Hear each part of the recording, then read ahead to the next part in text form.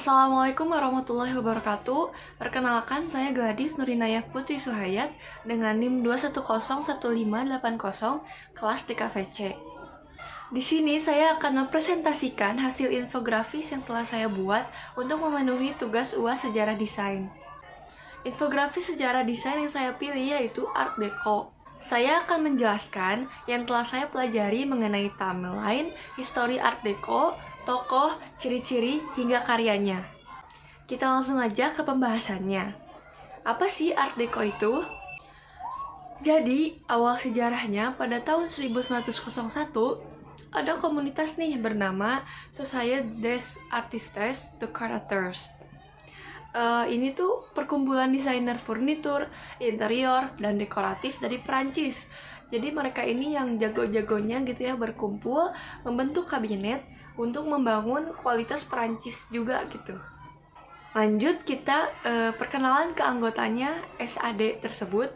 Yang pertama ada Hector. Beliau arsitek Prancis, terkenal juga dengan gaya Art Nouveau-nya. Reputasinya bagus mengenai arsitektur dan dekoratifnya.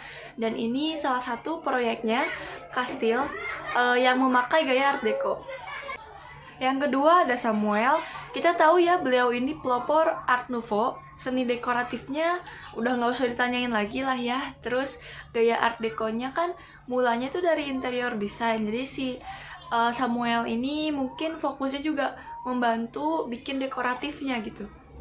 Yang ketiga ada Raoul. Beliau adalah seniman tembikar Perancis. Dia juga dikenal keramiknya itu dengan gaya Art Nouveau ya. Bisa dilihat dari contoh karyanya ada dekoratifnya. Yang keempat ada Paul. Kalau beliau ini desainer furnitur mewah, dia salah satu pemimpin gerakan Art Deco, pengaruhnya besar di Prancis. Dia tuh mulai merancang tekstil modern. Terlihat dari karyanya furnitur kursi dengan gaya Art Deco modern. Yang kelima ada Maurice. Ia juga seniman dekoratif Prancis, desainer furnitur juga. Asalnya dia gayanya Art Nouveau, tapi mulai beradaptasi ke gaya Art Deco. Bisa dilihat karyanya. Dan masih banyak yang lainnya, ada yang jago bikin jam, perhiasan, dan lain sebagainya. Lanjut ke tahun 1920, Art Deco ini tuh muncul di Perancis setelah Perang Dunia I. Jadi setelah Perang Dunia ke-1 tuh kan orang-orang ingin melupakan perang dan menikmati hidup, pengen move on gitu. Jadi seniman-seniman ini tuh mulai mikir desain apa ya yang elegan, canggih, dan modern gitu, mencerminkan masa depan gitu. Jadi muncullah Art Deco ini gitu. Dan pada saat itu banyaknya melalui interior design. Nah, di tahun 1920 juga puncaknya inspirasi dari Art Deco gitu.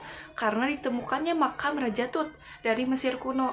Nah, ini tuh dianggap sebagai penemuan paling berdampak pada Art Deco. Kenapa?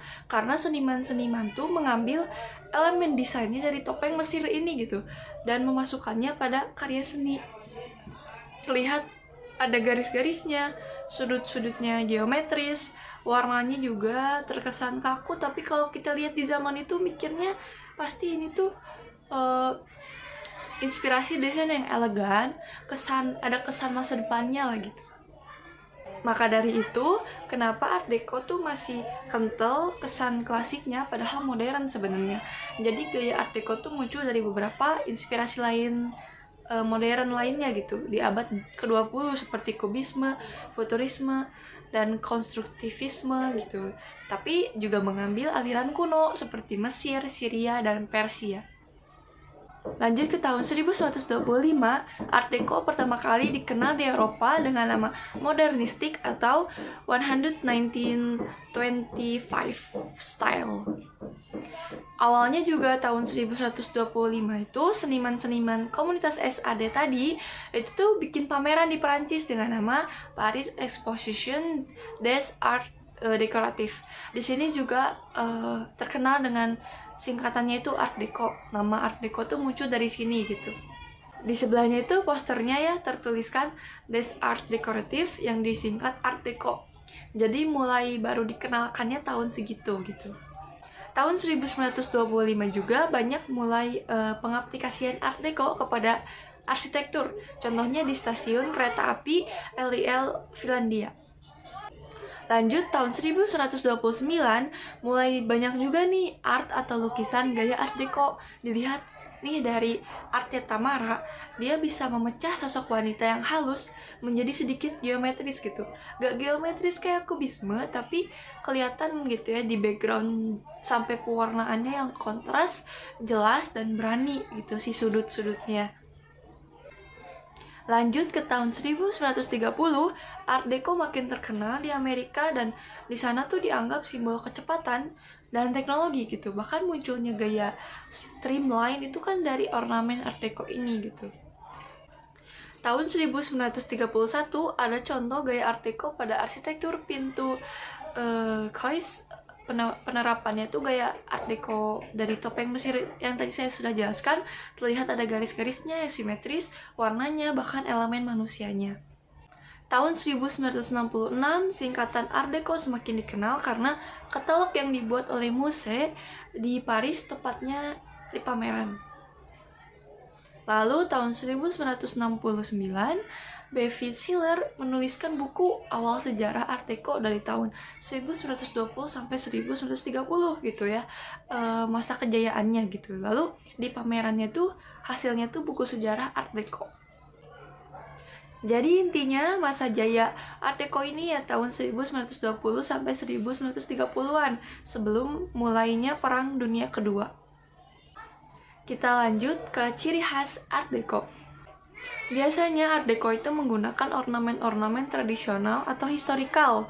Kan kalau kita mindahin ornamen tradisional ke desain modern, itu bukan berarti jadi kuno kan? Di Art Deco juga terbukti ya, walaupun modern, tapi memakai ornamen tradisional itu nambah kesan elegannya gitu. Bersifat inovatif dan eksperimentatif, jadi nggak kaku banget gitu. Bisa dimainin ornamennya bebas gitu, terutama di interior design. Bangunan bertema Art Deco biasanya bentuk bangunannya geometris, dekorasinya dalam bentuk garis-garis lengkung dan zigzag. Nah, untuk arsitektur itu ada syarat khususnya, bisa dilihat dari contoh ya, Isola UPI gitu, ada ziguratnya bertumpuk kayak tangga gitu ya, kayak zigurat Mesir. Contohnya di Isola ini bertumpuknya ke depan ya, dan ke atas juga. Terus kadang lengkung, ya jadi arsitektur Art Deco itu nggak harus lengkung. Kayak Isola nih ya, kelihatan bertumpuk ke depan, ada lengkungannya, dan tetap ada garis lurusnya juga gitu, dan simetris.